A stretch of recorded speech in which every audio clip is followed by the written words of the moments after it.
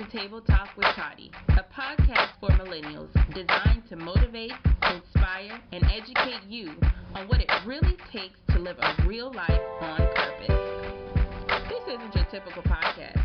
You can count on me to keep it real, funky, and relatable here on Table Talk with Toddy.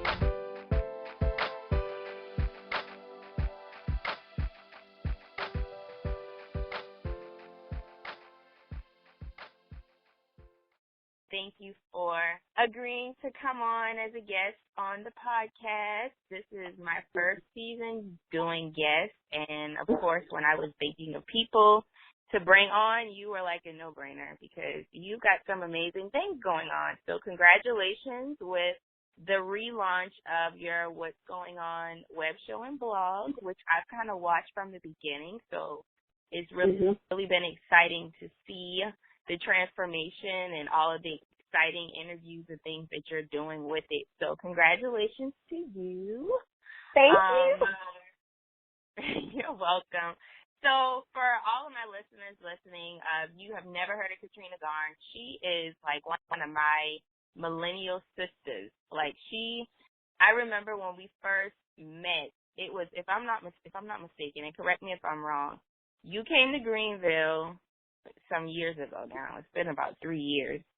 And you came to do an interview with me on my first book. And that's when we first met face to face. But I think we met through social media, right? We did. Actually, a good associate of mine introduced me to your brand through social media, and then I started researching you, and I was like, wow, who is this? I need to learn more. So the journalist in me just kicked in, and I just started researching you, reached out to you, and then I think first you featured me on your Toddy, the original Toddy brand, the website. Yeah. And then I reached back out about me interviewing you for my YouTube web show. So yeah. It's been a while now. So. Yeah, I know. I feel like we've, kind of known each other for a while now. And I think what really attracted us to each other was the fact that we were both from South Carolina. Yes. And, you don't really hear too much women collaborating from South Carolina. It's kind of in the same type of industry, in the same world, being an entrepreneur, millennial entrepreneur. So I think that was one of the things that really attracted us to each other because, like you said, I featured you first, and then you turned around and then wanted to interview me. And then we've kind of had this ongoing relationship for some time now. I was a part of your first empowerment luncheon last year around the same time, actually. Yes, literally. It was like almost around this exact same time. Yeah, so when I, like I said, when I was thinking of who to interview, I always want to make sure I'm interviewing people that are really amazing and that really can give us some insight on how it is really to be a millennial female entrepreneur. So lately I've been watching you, and I've noticed that you've kind of done this whole reinvention of Katrina and, like I said, your web show and blog, and you kind of revamped a lot of things that I think is super exciting and important as business owners, because it's important to just continue to reinvent yourself and continue to bring new, fresh ideas to whatever it is that you're doing, so that it doesn't, turn out to be like blah. So before we get started, I want to do just like a quick introduction of, your background a little bit, but then I also want to get some history from you. So to all of my listeners, Katrina, again, she's a millennial entrepreneur who graduated from Francis Marion University. So she has a BA in mass communication. So her professional education isn't too far off from what she's actually doing now. She's also the founder of Cold Storm Media, LLC, creator of What's Going On web show and blog, and she's one of the founding members of Mingle of the PD, whose mission is to engage and enhance the role of diverse professionals and entrepreneurs in professional development, social networking, and civic engagement. And you've done really a tremendous job at keeping with that mission all of these years. Katrina has also been awarded the Cheese Magazine Young Entrepreneur of the Year in 2014, and she's done some amazing things in the community, like collaborating with her. I think Florence is your hometown, right? Well, no, actually, it's where I went to college. Where you went to college. Okay, so Mm-hmm. she's collaborated with the City of Florence Rec Department, providing local teams with free summer camps and introducing them to media and video production. So Katrina is very, very, very active in the media entertainment world. And so I'm excited to have her here with us today. So I'm going to bring them up to speed a little bit on kind of where you are and why I brought you on the podcast. So Katrina recently relocated from Florence to Atlanta in hopes to expand her brand and really attract some new business opportunities. So tell us, Katrina, why did you find it necessary, outside of that broad statement, why did you find it super necessary to actually pick up and relocate to Atlanta, which is obviously a much bigger city than Florence? Right. So one of the things that's real big for me is vision boarding and planning, and thinking ahead of how I can introduce my brand to different people, how I can make my brand grow, introduce my business to new people. So that was one of the things on my vision board, to move to Atlanta. So that was one of my long-term goals that I set about 2 years ago. And being that was one of the things on my board that I was really working hard to make sure that happened in a timely manner. I wanted to move because it's more opportunity here, number one. And I think for a while I was scared to kind of step outside of my comfort zone. I had become kind of complacent being in Florence because I had accomplished so many things. I had tackled so many of my goals, but I wanted to take it a step further and to really, immerse myself in the media world and just a larger city with just more opportunities, more people, more things for me to discover, if that answers your question. Yeah, absolutely. So you said something that I think is a common feeling, and that's, becoming complacent. And once you kind of become like that it person, like in your local area, you, like you said, you get comfortable and you need to grow, but it's really making that final decision, like, this is what I need to do to keep growing. And, right. Looking back at your history of how, you were very active, especially in Mingle of the PD and with the local teenagers. So I feel like, your move was not just important for your growth, but also important for those people that you left behind in Florence. Because when you grow, they grow, because you're able to provide more value to those people who are influenced by you and the things that you've accomplished. So I do think when I saw the whole transition, I was like, yeah, it is time for her to move. Because I always looked at you and I was like, dang, she's so gifted and talented, and she's in Florence. Like, I wonder how that's working out for her. Right. And so it was, it wondered.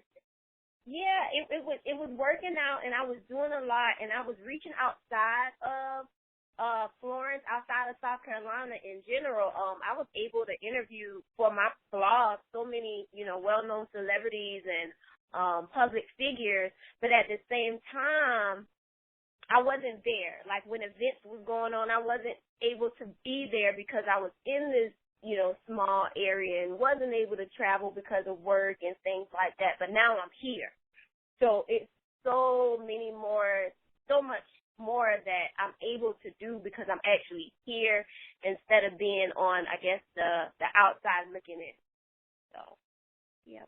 Right, absolutely. And I think I'm kind of going through that same type of phase right now, which I think I did things a little bit differently. When I dropped out of school and I was living in Greenville, I went off to New York and lived there for a year and a half. And then, I was back and forth to Atlanta when I did move back to Greenville, which, is just like an hour and a half away.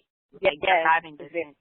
So, and now I'm back in my hometown and I feel like I'm suffocating.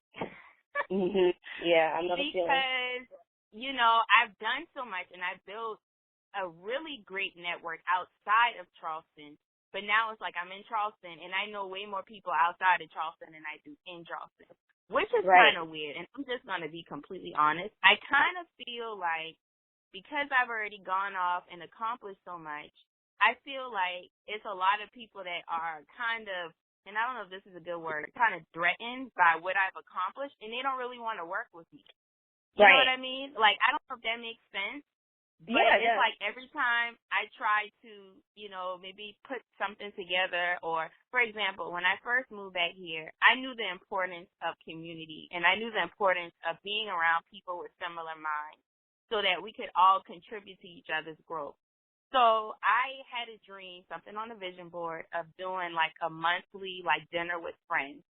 And something where, I would reach out to some people that I saw, really trying to step out and do really amazing things in their careers, and just, provide like an outlet for us to meet up, have some drinks like in our comfort zone, and be able to, throw ideas around, kind of like mastermind in a sense. And so we did that for maybe like 6 months, but then I started to notice that the people involved were just coming to have drinks. It wasn't anything outside of that. It was just another way to hang out.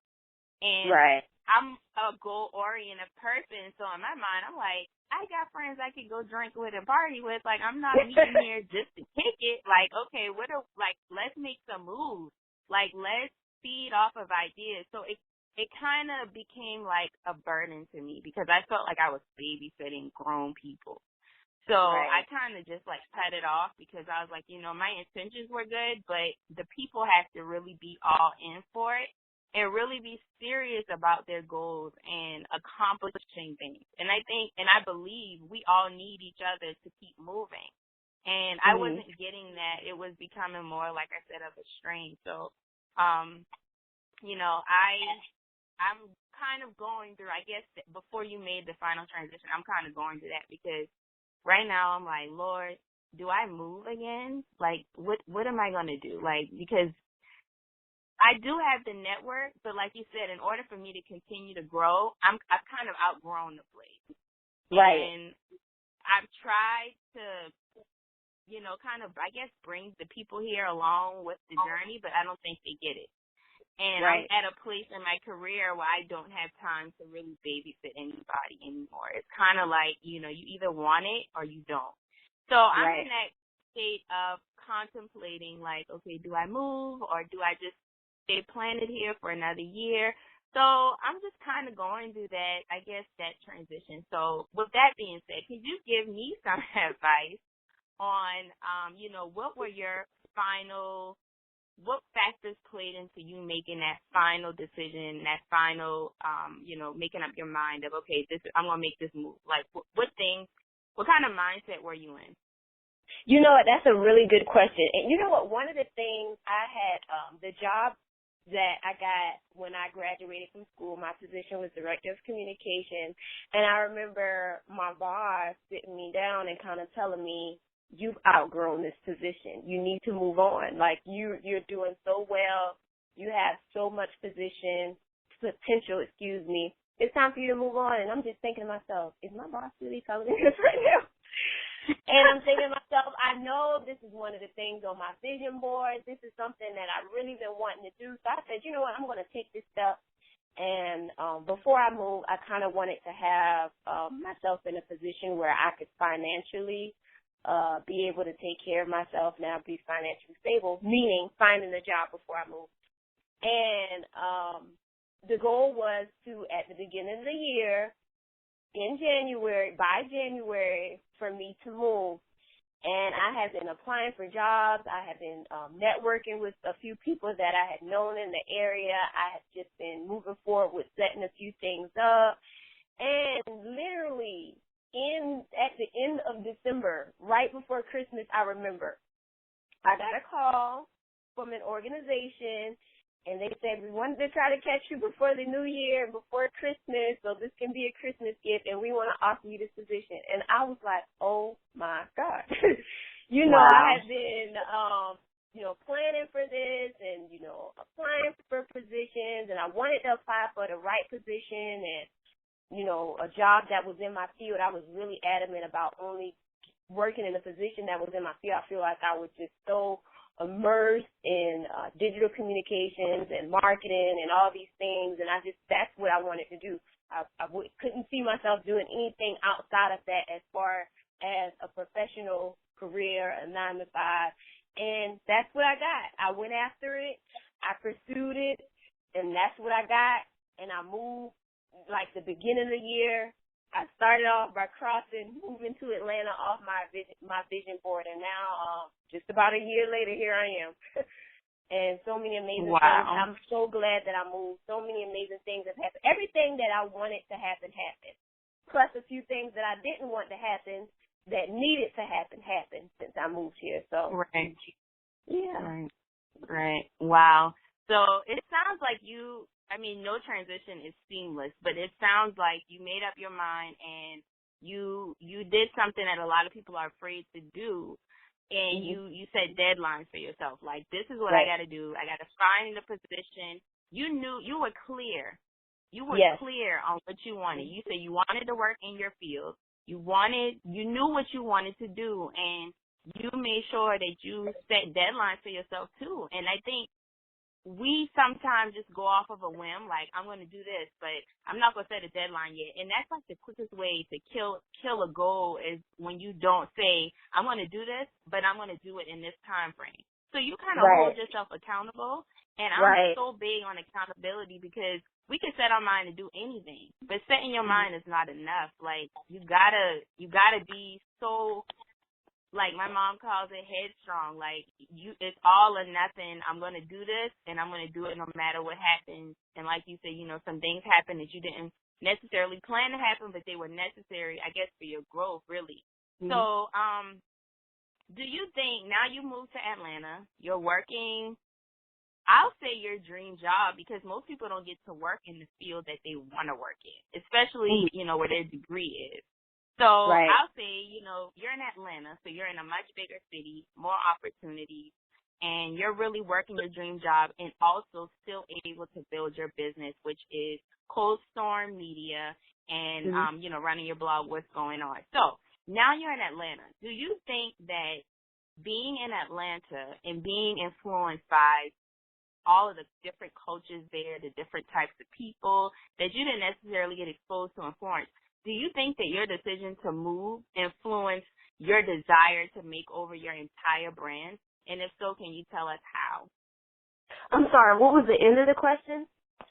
The question was, do you think that your decision to move to Atlanta and being around so many different types of people, do you think that's what influenced your desire to make over the blog and your company and just really Katrina Garnes as a whole? Do you think that move, did that move influence you to make that makeover for your brand? Oh, yes, definitely, because you have to think about it. Being that I had become so complacent in, that small town, which I love Florence because, everything I learned was there in Florence when I was in college after I graduated. But you have to think about it. I'm coming to a way bigger market, a bigger city, with a lot of people trying to do the same exact things that I'm doing, whereas in the small town that I previously was in, it wasn't many people trying to do it, if any people at all, I guess, the way that I was doing it. So, yes, it definitely did influence me. I had to step it up a notch. I mean, just plain and simple, I had to step everything up. I had to step myself up. I had to step my website for my blog up. I had to step my business up, just the overall way that I was branding myself, that I was marketing myself. Granted, I was able to use a lot of the skills and things that I had been able to develop and establish in Florence when I moved here. I think like maybe the second month that I was here, I booked my first speaking engagement, speaking at a high school here in Atlanta. So I spoke to probably over 100 students. And, I was able to do a lot of amazing things, cover a lot of events, do a lot of things. But I'm like, okay, I'm doing all these things. How, when people are introduced to my brand digitally, what are they seeing? Like, does it look professional? Is it, up to caliber? Like, I just had to redevelop everything that I was doing. And another thing that I had to redevelop was, I guess, how I was being more hands-on as far as my brand, because I was I'm versed in a lot of things, but I wasn't as hands-on as I needed to be as far as the branding. I was just giving everything to my designer to do, and I noticed that once I became more hands-on, then everything started changing. So, yeah. Okay, that makes a lot of sense. So about how long did it take you once you decided that you had to pretty much, being in Atlanta provoked you to kind of level your ish up, pretty much? That's what it sounds like. Like when you get in the pool with the big dogs, now you got to swim with them. And so you got to make sure that everything is as almost close to perfect as possible. So since you had to pretty much rebrand everything, and like you said, you had to get more involved with the smaller details of things, about how long did it take you to do all of that? So I started with Cold Storm Media first, and we did the webpage over, we did a new logo, we did a new color scheme, everything like from scratch. Really, yeah, from scratch, like my services that I offered. Like, so basically I started completely from the beginning with Cold Storm Media. So that took about 2 months to do that. And for what's going on, it took about the same time, 2 months. I didn't do the two things I didn't do Cold Storm Media and what's going on at the same time, but each thing, it took about 2 months, 2 to 3 months to kind of complete everything to an entirety. Okay, that's not too bad, I guess, considering you started from really scratch. You kind of went back to the drawing board. So I know that it was probably like kind of challenging to really kind of switch things up. Like you said, you had to get rid of the old logo, the old website, and when you first do stuff like that, you're like really proud of it. So it's like when it's time to give it a makeover, it's almost like separation anxiety between like mom and child. So did you have like a team of people around you that kind of helped make that transition easier? Because I noticed, and I'll say this, and this kind of goes into my next question. I noticed, like, as you were going through your transition, like on Snapchat, because I mean, on Snapchat, we're kind of like different people than we are on Facebook, Right. So we kind of get a little more raw and real on Snapchat versus Facebook. So I noticed a lot during your transition that you cut a lot of people off. And I think that is what causes a lot of us millennials to stay stuck, because we think that when we move on, we're supposed to continue to take the same mess and drama and just nonsense with us. And I feel like when you started doing like that shedding of toxic people, that's when like I started seeing like every day you were getting closer and closer to your relaunch. Like I started to really see like the reinvention, because you would always, kind of share like just little like hints of you like cutting people off. But I also noticed another thing. You kept Abigail really close the whole time.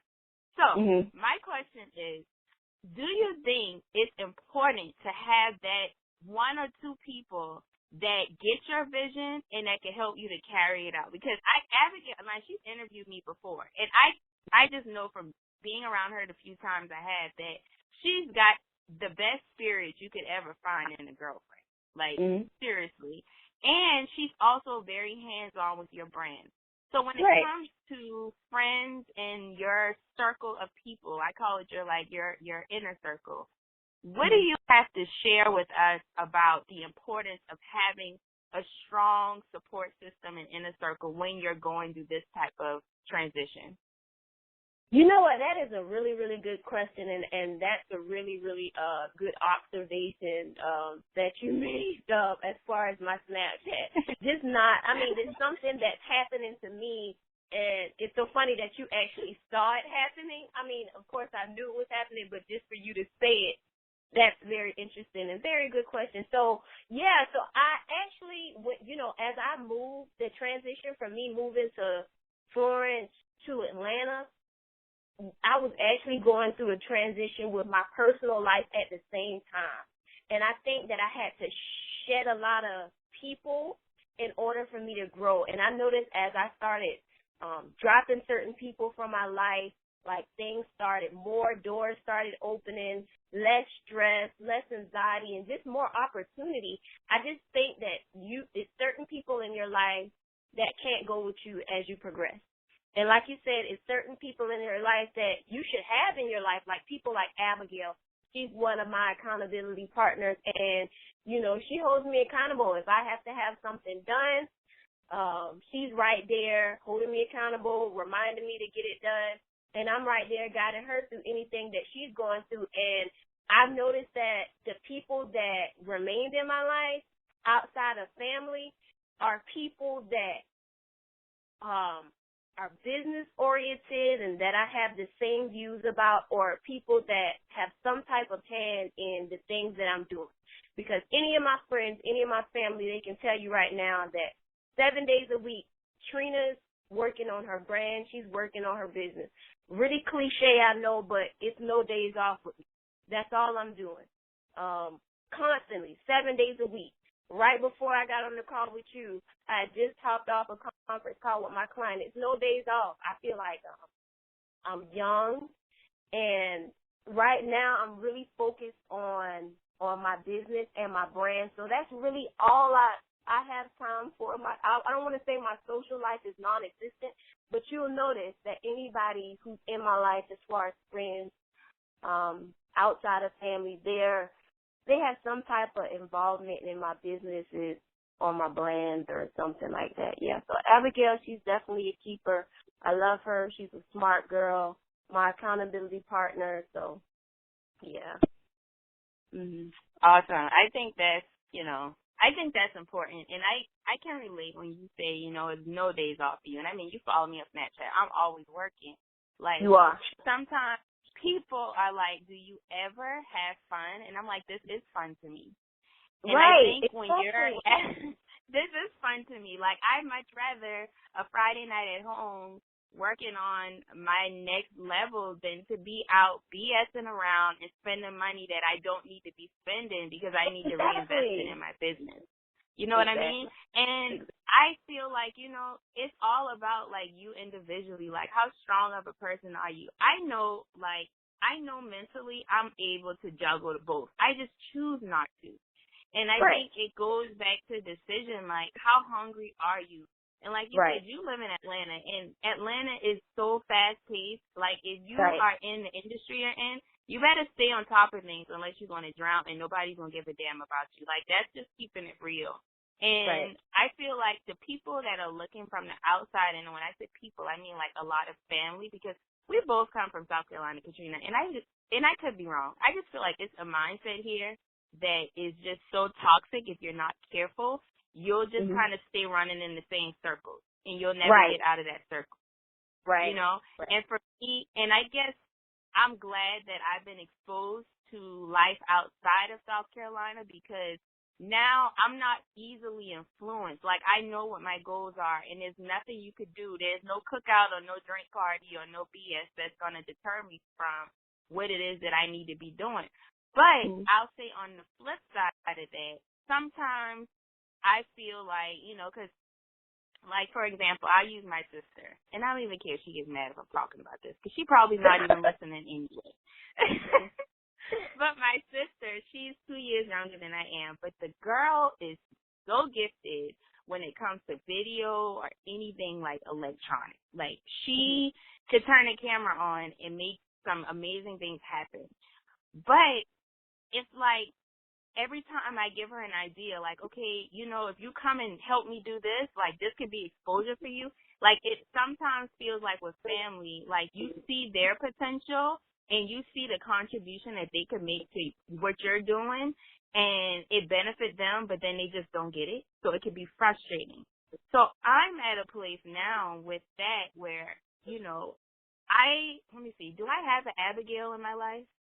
I guess I do in a lot of different ways. But, I don't think I've yet to find that, like, Abigail. Like, I think everybody needs an Abigail. And she's going to laugh when she hears this. But everybody needs an Abigail who's not, you can tell she genuinely wants to see you grow. She is so hands-on, and she's also a good girlfriend. So, like, you kind of get the best of all worlds with her. And I think that's something that as millennials we all strive for, because everybody is, it's almost like a dog-eat-dog world out here, and you just can't trust everybody. And so I think the fact that you made that transition. Now, Abby doesn't live in Atlanta, does she? And the crazy thing is, about 6 months ago, she just moved to Atlanta without telling me or anything. I'm like, surprising me. What? I'm like, what? So, yeah, oh my God. She moved here. It was like, oh, my God. Thank you. Like, Lord, you've been hearing all my prayers, because it's one thing being here, but it is another thing when you have someone working with you and you can build a team with someone. It's just another person that's more hands-on in your brand that can do more things. So I was so excited when I found out that she was moving here. So we meet regularly now, and we're able to get more done, and it's just been amazing. Yeah. Wow, that's awesome, Katrina. Like, I'm so excited. Like I said, I've been watching from the beginning, and to see the transition that you've made, and you make it look so effortless. Like, I'm not even, I know it's a lot harder than what it really is, because you have those days where you're like, did I make the right decision? But can you give us a few, like, practical tips for anybody, and I guess this is for me too, somebody that's like maybe feeling like it is time to physically move and physically reposition yourself so that you can grow in business and in life. Could you give us just maybe 1 or 2 tips for somebody that is struggling with making that decision? You know what? I would just say, I guess for me, like I said, I just had to look at your life, look at your career, look where you are. If you feel like you've become too complacent, if you feel like you have done all you can do at that particular moment, then it's time to move on, because you don't want to procrastinate, you don't want to waste time. And I think I said on my social media not so long ago, you only live once. Why not live a life where you can pursue the things that you really want to do? You know what I mean? Like, to its fullest potential. So if you feel like you've become complacent and you feel like at that particular moment that you've done all you can do in that particular area, in that particular place, it's time to move on. Don't procrastinate another day. Don't waste any more time, because you only live once. Just, and I'm just really passionate and really thorough about people living their lives to the fullest. And I guess it's just from having it in my ear, from my family, just about living life and pursuing things. And I know if people saw my video that I put out, and how my uncle always used to keep in my ear and tell me that there's 2 types of people in this world: those who watch things happen, and those who make things happen. And I remember him having that taped to his car, and that's just been visually in my head, in my ear, since I've been a little girl. And I just always knew what I wanted to do, and once I felt like I was becoming too complacent, I knew personally for me that it was time for me to go. So as soon as you get that, whatever that moment is for you that's telling you, okay, I've done it all, then go ahead and move and leave and just chase your dreams, do as much as you can do. And okay, that's some good sound advice.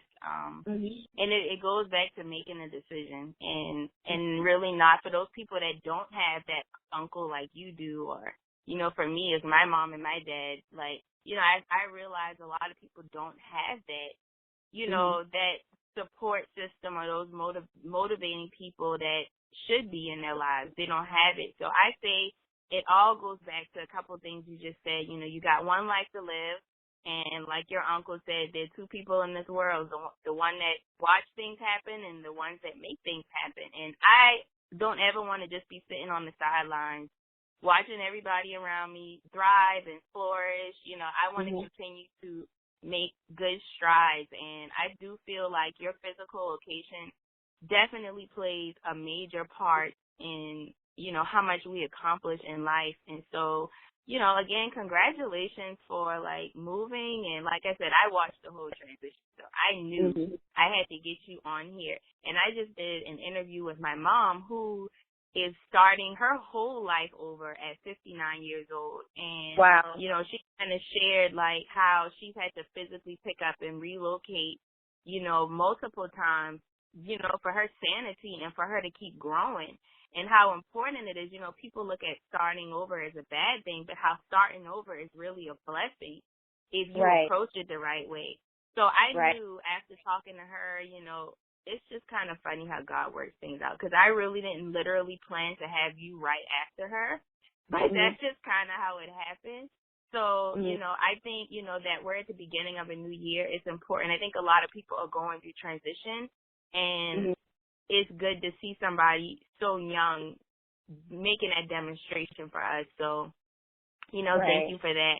But I want to play a quick game, something that I'm trying out now for the first time. I know that you're one of the founders of Mingle of the PD. So I was looking at the acronyms for the word, and M is for minorities, I is for involved in, N is for networking, G is for growth, L is for leadership, and E is for empowerment.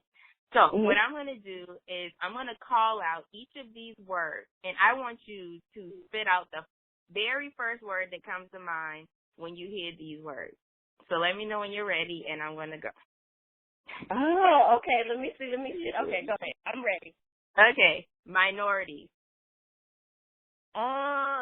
So what do you mean? Let me see.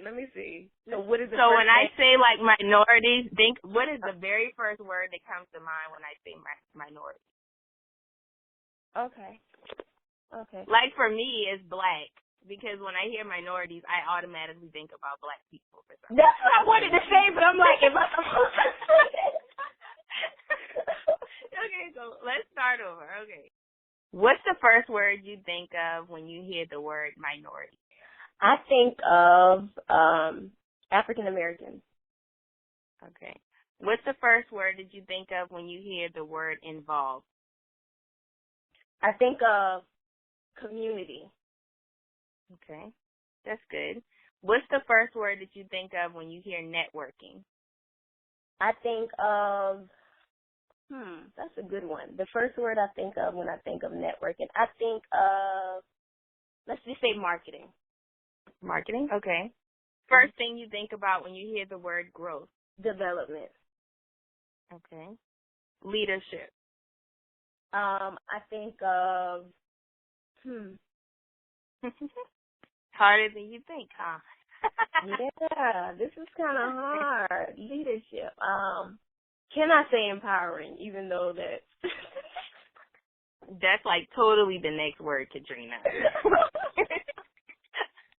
Oh my God, this is hard. Let's see. Leadership. I think because the words are kind of like what. You definitely don't think of Donald Trump. So what's the opposite of Donald Trump? You know what? I think of Obama. Okay, there you go. Okay, what about empowerment? What's the first thing you think about when you hear empowerment? I think about. For some reason, I just want to say youth. Youth? Okay, that's good. So you gave some good answers. I know it kind of makes you, it's like a brain twister. It kind of makes you think a little in depth.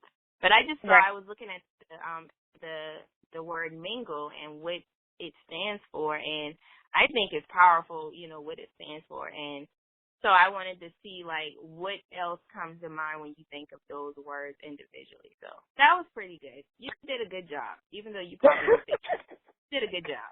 But, so, that's pretty much our interview. Like I said, I had to have you on, first because I watched your transition, and I think a lot of people are going through kind of similar situations, myself included. So I wanted to get some real-life, first-hand feedback on how you did it, why you did it, and, how you're moving forward now. So can you tell us what's next for you, the blog, Cold Storm Media? Let us know what's next for you this year.